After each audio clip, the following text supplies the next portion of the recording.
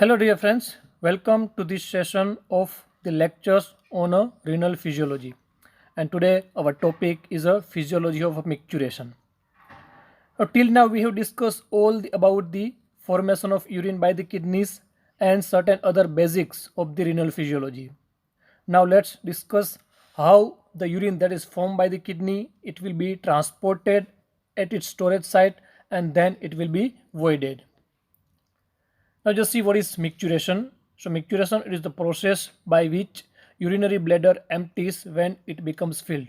That means the voiding of a urine from the urinary bladder it is a micturition.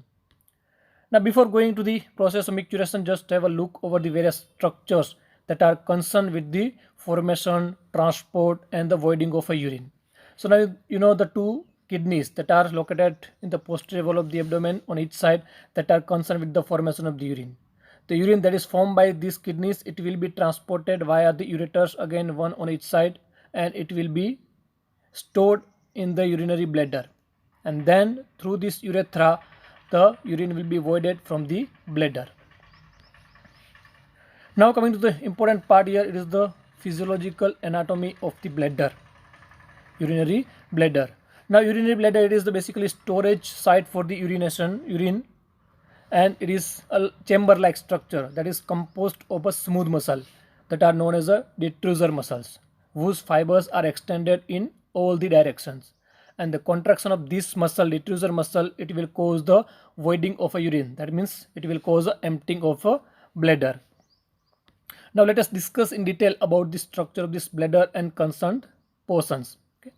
So it is a chamber with the two important part. One is the body, major portion, that is the body, and another extension of the body, that is a neck. Okay, so body and the neck.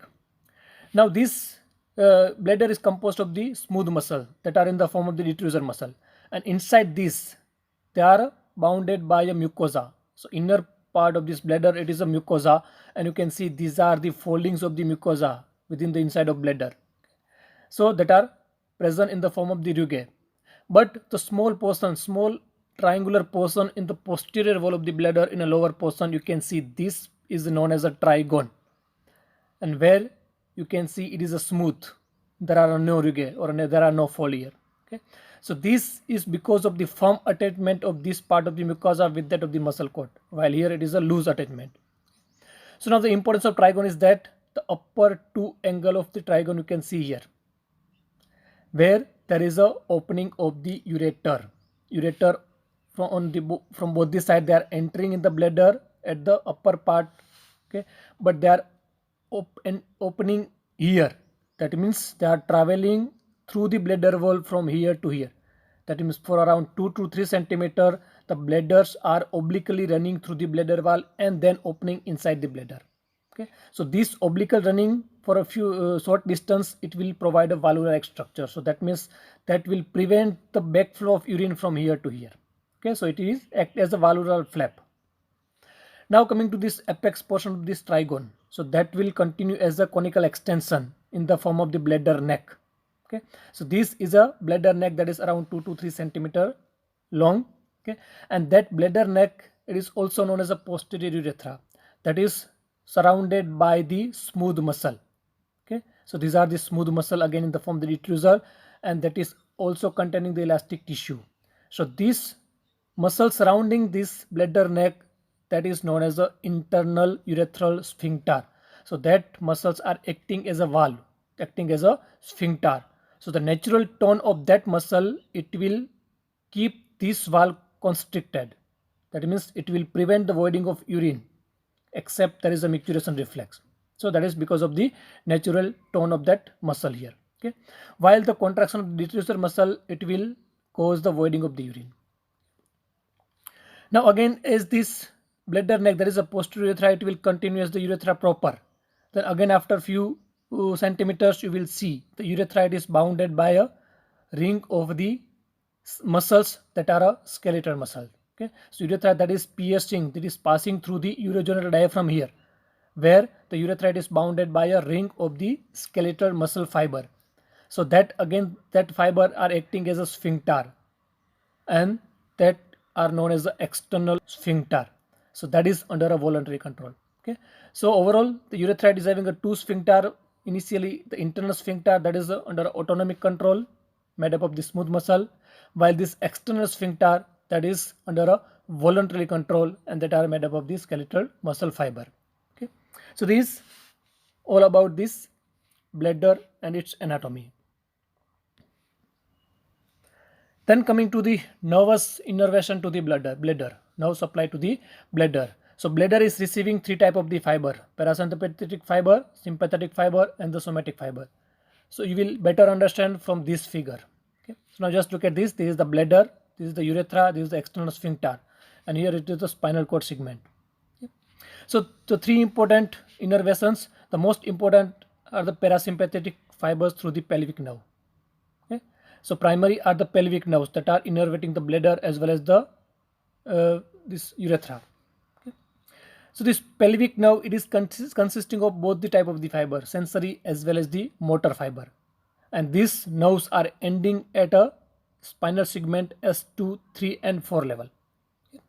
So the sensory fiber from this bladder and the bladder neck, it will pass via the pelvic nerve and they will enter the spinal cord segment S2, 3 and 4 at the micturition center. So here are the sacral micturition center, and from where the motor fiber through the same nerve, pelvic nerve, but they are in the form of the parasympathetic fiber.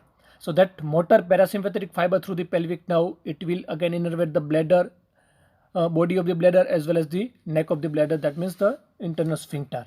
Okay. So this motor fiber that are a parasympathetic type of the fiber, they are contracting the detrusor muscle to void the urine, but at the same time the stimulation of this fiber to the bladder neck, where they are supplying the internal sphincter, where they are causing the relaxation of the sphincter. Okay, so that's why this motor parasympathetic fiber or efferent fiber that are very important. So stimulation of which will cause the contraction of detrusor muscle and the relaxation of this internal sphincter. So that will help to void the urine out of the bladder. Then another fiber are the somatic fiber via the pudendal nerve. Okay, so they are innervating the external sphincter, external urethral sphincter that is made up of the skeletal muscle. So the stimulation of this fiber, it will help to maintain the tone of this muscle. Okay, so this external sphincter that is under voluntary control, because somatic fibers that are supplying the skeletal muscles, they are under a voluntary control. Okay, and then third fiber that are the sympathetic fiber through the hypogastric nerve. They are originating from the lumbar segment L1, 2 and 3. Okay, so these fibers again innervating the bladder. Okay, but these sympathetic fibers are having a little to do with the contraction of the bladder. They are having a little to do with the micturition reflex or a micturition process. Okay, but sympathetic fiber basically they are concerned with the stimulation of the blood vessels to the bladder.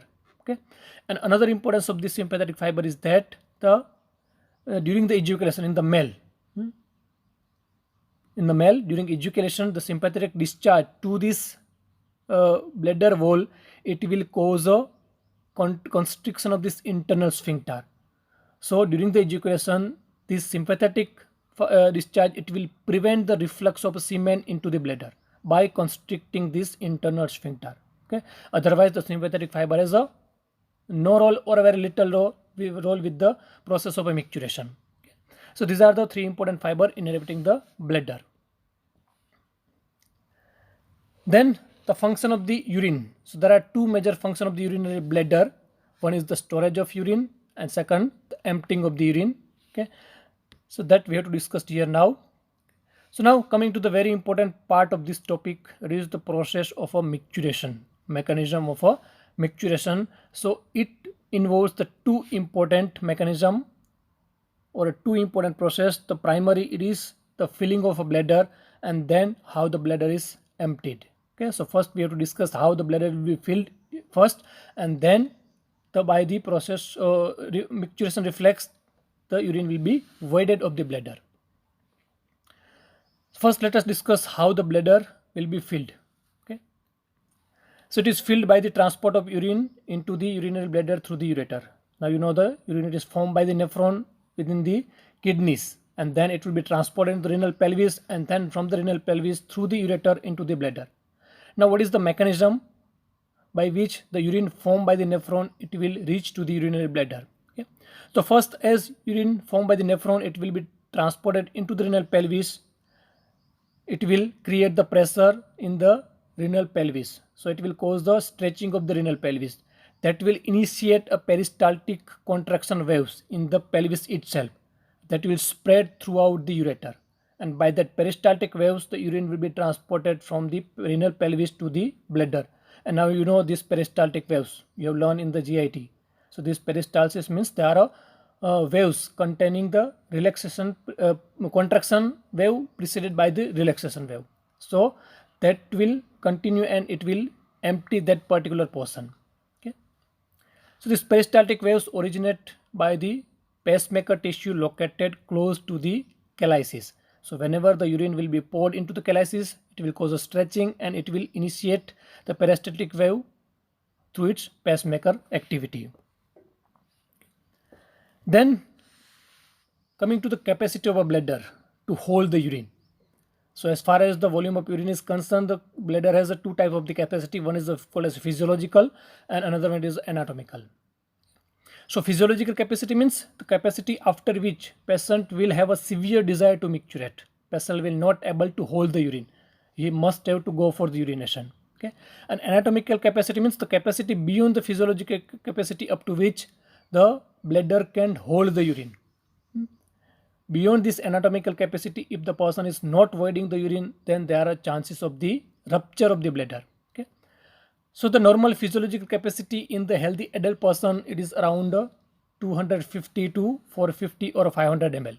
Means beyond which there will be severe desire to micturate. Okay. Even the patient can hold the urine, but there will be severe desire to micturate. So this capacity is very little at the birth, around 220 to 50 ml, and by the age of 1 year it will become a 200 ml. Okay.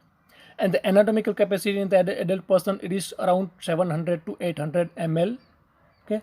Beyond which there are chances of the rupture if urine is not voided. Then coming to the another important term, that is known as a cystometry and the cystometrogram. So cystometry, it is the volume and pressure changes in the bladder during its filling. Or in other words, you can tell that the cystometry is the study of a relationship between a intravesical pressure and the intravesical volume. That means it is a relation between the change in the pressure and volume within the bladder. That is a cystometry. And the cystometrogram, that is a graphical recording of that relationship. Okay. So we will better understand by this figure. So the normal cystometrogram, if you see the graphically, then it will show the three phases. So we have to discuss this cystometry under these three phases. Okay. Phase 1, phase 1A, phase 1B, and phase 2. So just look at this graph. You will better understand this cystometry and the cystometrogram by this. So this is the vertical axis, that is showing the intravesical pressure, that means pressure within the bladder, and this horizontal axis showing the volume, that means amount of the urine present in the bladder, and we have to see here the relationship between these two. Okay. So what will happen to the pressure within the bladder when the volume will increase? Okay. Now let us say the bladder is completely empty initially, that means the volume of urine in the bladder is 0. So at that time the intravesical pressure is also 0 centimeter of the water. Okay. But as you can see, the bladder volume increases, urine amount increases, the pressure will rise, but in a phasic condition. Okay. So first see in the phase 1A, where the volume that is rising from a 0 to around 50 ml. Okay. Bladder is filled by around 50 ml. So there is a brief sharp rise of the pressure from a 0 centimeter to around 5 to 10 centimeter, but not beyond the 10 centimeter. Okay. So once the bladder is filled by around 50 ml, the pressure will rise to around 5 to 10 centimeter of water. Okay. So that is the first phase. Then comes the next phase, that is this phase 1B. Okay. Where the bladder volume is increasing from a 50 ml to around 300 or 400 ml. Okay, but by this time, even though this much increase in the volume, but the pressure changes are very little. There is a no or very little rise in the pressure. Okay, so still up to this level, the pressure is maintained around 10 centimeter of the water. Okay, so this plateau phase or a phase 1b, where even though the volume is rising, but the pressure will not rise much. Okay, that is because of the inherent property of a smooth muscles of the bladder. Now you know the smooth muscles, most of the visceral smooth muscles are having a property of a plasticity. That means they can readjust their length whenever they are stretched, and they will not allow the pressure to rise. So similarly here, because of the property of a plasticity of these bladder muscles, they are having a better compliance. So even though stretching here, because due to rise in the volume, but there will be little change in the pressure, because here the stretching will readjust its length. The muscle will adapt. Okay, and there will be no much rise in the pressure. So there is a plateau phase. Then comes beyond that the phase 2, third phase, that is beyond the 400 ml, when the rise in pressure will proportionate to the rise in volume. So there will be a sharp rise in the pressure here. So these are the three phases of the systometrogram or a systometry. Phase 1, where there will be brief rise in the pressure but little pressure rise, and then even though the volume is increasing, there is a little change in the pressure, and then sharp rise in the pressure beyond this 400 ml. Okay?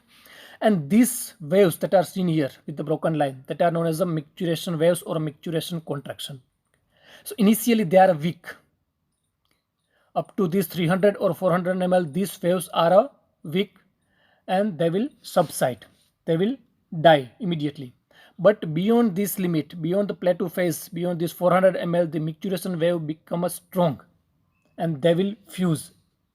Okay, and it will cause a micturition reflex to begin. And that micturition reflex, once it will become strong, beyond that, if the volume is increasing, then there will be regeneration of the micturition reflex and it will cause a conscious desire to micturate. So clear? So this is the systometrogram, where you have to see the relationship between the intravesical pressure and the intravesical volume in a 3 phases. Then coming to the emptying of the bladder, that means once the bladder is filled, now how the urine will be voided, the actual part of the micturition here that we have to discuss. So emptying of the bladder, basically it is a type of a reflex action. That means it will generated via the reflex.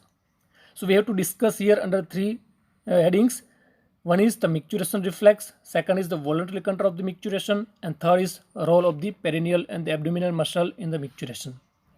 So we have to discuss this part in a detail. What is micturition reflex, and it is also very important short note. So coming to the micturition reflex. So it is a autonomic reflex where the stimulus is the filling of the bladder. So it is initiated by the stretch receptors present within the bladder wall whenever there is a stretching of the bladder wall. So the stimulus is the presence of the urine of around 300 ml. That will cause a stretching of the bladder. So it will stimulate the stretch receptor within the bladder wall, and then from that stretch receptor, the efferent fibers, sensory fiber, will carry the message to the spinal cord. Okay. So the stretch receptor will send the message via the pelvic nerve, sensory portion of the pelvic nerve, to the sacral segment of the spinal cord, S2, 3, 4 level, to the sacral micturition center. From that sacral micturition center, the efferent fiber arises. Okay, the motor fiber through the same nerve, through the pelvic nerve, but they are a parasympathetic type of the fiber. So motor parasympathetic fiber in the form of the efferent fiber from the sacral micturition center, it will innervate the detrusor muscle and the internal sphincter. That means body of the bladder as well as the internal sphincter, where this motor fiber will excite the detrusor muscle to cause its contraction, and it will inhibit the internal sphincter to cause the relaxation of the sphincter. So both these will ultimately cause the voiding of urine from the bladder. But this is the autonomic reflex. It doesn't mean that the urine will be voided completely. Okay. So now once the micturition reflex will begin, that will cause the contraction of this and relaxation of this. Now it will depend on our will whether to micturate or not. Now suppose during this micturition reflex, the person will have a conscious desire, and if the person is willing to micturate, he is having a convenience to micturate, then the external sphincter will also relax and the urine will be avoided. But suppose person is not having a will to micturate, even though there is a conscious desire, but person is not in a convenient position to micturate. So at that time, even though this micturition reflex will present, but the person will voluntarily constrict the external sphincter and it will prevent the voiding. And during that time, after some time, this micturition reflex will again die. Okay, but if the person is willing to micturate, then this micturition reflex will be regenerated and it will cause the strong contraction of this, relaxation of this, and voluntarily person will also relax the external sphincter and it will cause a voiding of the urine. So just have a look over this figure showing the micturition reflex process. So now as I have told, the initial sensory organs are a stretch receptor within the bladder. Whenever the bladder is filled, the stretch receptor will be stimulated and they will send the signal via the sensory fibers of the pelvic nerve to the sacral micturition center present in the sacral segment of the spinal cord. Okay. From where via the efferent fiber, motor fiber in the form of the parasympathetic fiber through the pelvic nerve that will innervate the body of the bladder, where it will cause the contraction of the detrusor muscle and it will also innervate the internal sphincter. Well, it will cause the relaxation of the internal sphincter. So this micturition reflex, autonomic reflex, it will cause the voiding of the bladder. Okay. But now coming the role of this higher center. So now this is the micturition reflex, but it is under the control of this higher center. From the higher center, from the cerebral cortex, there are two types of the fiber, inhibitory and the excitatory.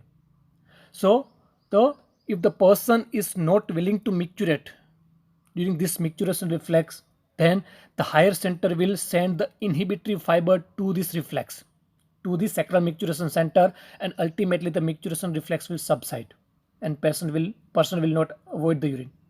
But suppose person is willing to avoid the urine, then the higher center will send a signal, two type of the signal.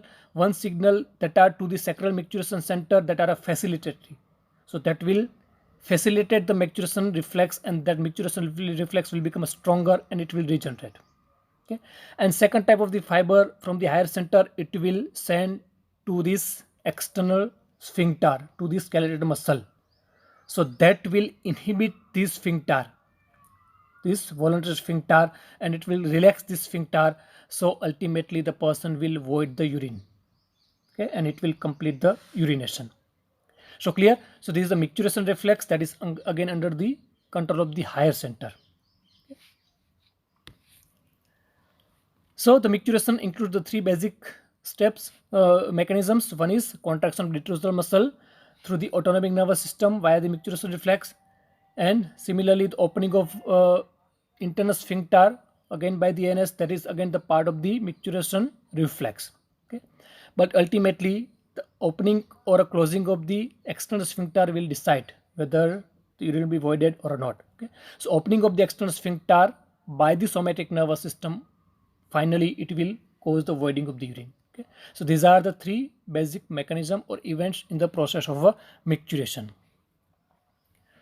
So now just have a summary of this process of the micturition stepwise. Just we will discuss briefly. So first, the stimulus is the filling of a bladder beyond around 200 or 300 ml. That will cause a stretching of the bladder and it will stimulate the stretch receptor, so it will cause a urge to pass urine. So that sense by stretch receptor, it will pass on the impulse via the efferent nerves through the pelvic nerves to the bladder and the internal sphincter. So that will initiate a reflex contraction via the parasympathetic efferent fiber through the pelvic nerve. That will cause the contraction of the detrusor muscle and the relaxation of the internal sphincter. So that will cause the urine to pass into the urethra from the bladder. Then there comes the role of the higher centers and the voluntary muscle. So the contraction of the abdominal muscle and the descent of the diaphragm, it will increase the intra-abdominal pressure, and via this somatic nerve fiber there will be relaxation of the external sphincter, and it will also produce a downward pull of the detrusor muscle, and ultimately it will cause the voiding of a urine. So now the role of this brain. Brain is having a facilitatory as well as the inhibitory control of the micturition. So we have to discuss the two things here. One is the role of the higher center and second is voluntarily urination. So till now we have discussed the micturition reflex, that is autonomic reflex, but that is under a control of the higher center.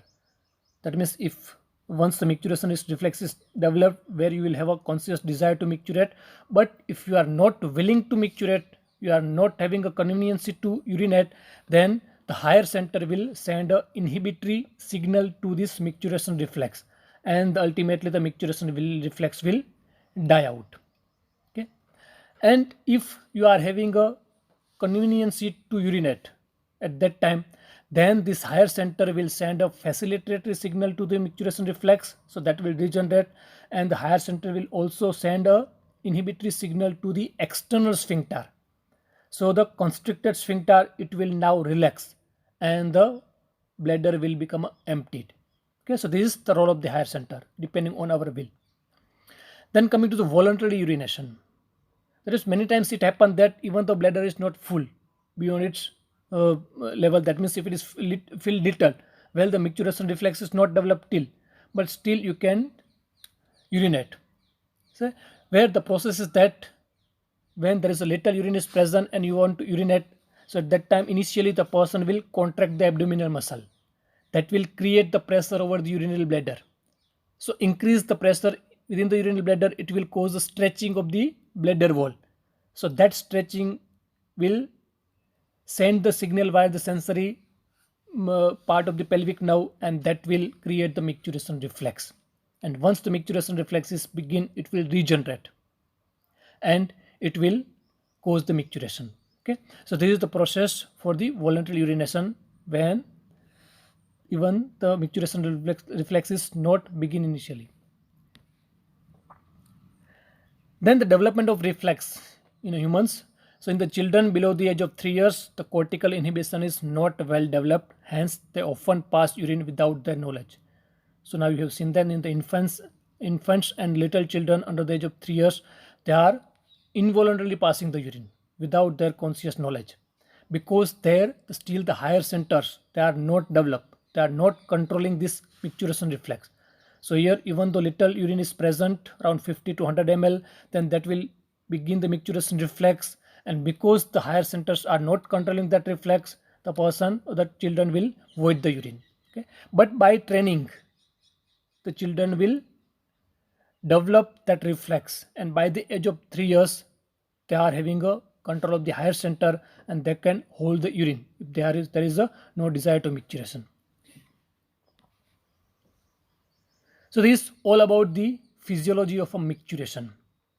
Now coming to the various applied aspect of the micturition, abnormalities of the micturition, of which the first is a deafferentation, also known as atonic bladder. So deafferentation means afferent fiber, you know, that are a sensory fiber. So damage or a destruction to the sensory fiber, it will lead to this condition. So because of the destruction of sensory fiber, there will be loss of the all bladder control despite the efferent and neurogenic connections are normal. So because here the sensory fiber are lost, the patient or a person will not sense the presence of urine in the bladder. So the micturition reflex will not develop and patient will have no idea about the filling of the bladder. Okay, so here what will happen? So bladder will going on a fill till it will completely fill. After that there will be overflow dribbling. That means there will be a passage of the urine drop by drop, okay, unconsciously. Because of the absence of sensory fiber, patient's higher center will not able to detect the filling of the bladder. So he will not know whether to control the urine or whether to pass the urine. So at that time, once the bladder is completely filled, then there will be a unconscious passage of the urine in form of the overflow incontinence or overflow dribbling. And it is usually seen in case of the syphilis or in case of a spinal cord injury. Okay, so syphilis, where it will damage the sensory nerve fiber, that is known as a taps dorsalis, where this atonic bladder condition will be seen. Second is the denervation. Denervation means cutting off no supply to the bladder. So that will include both the afferent as well as the efferent fiber. Both are destructed. So again, the condition will be the patient will not have a sensation of a filling of the bladder. So bladder will become a flaccid and distended initially, and then it will cause the dribbling, overflow incontinence without the conscious knowledge. And then later on, if it is not treated, then the bladder will shrunken and its wall will become a hypertrophied. Third condition, it is automatic bladder, that is seen when there is a injury to the spinal cord above the sacral segment. Cutting of the spinal cord above the sacral region. So that again will cause the overflow incontinence. So there are three phases. The initial phase, that is the phase of shock, then phase of recovery, and the phase of failure. So in the initial phase, the person will have a overflow incontinence. That means again patient will not able to sense the filling of the bladder. So the bladder will completely fill, and then there will be unconscious passage of the urine in the form of the overflow incontinence or a dribbling. Then in the phase of the recovery, if the patient is recovered from this spinal cord damage, then this reflex will recover. And if his patient is not recovering, then there will be a failure of this reflex, where because of the infection, it may lead to the shrinkage of the bladder and loss of this reflex permanently. Okay. So this about the applied aspect of this process of a micturition.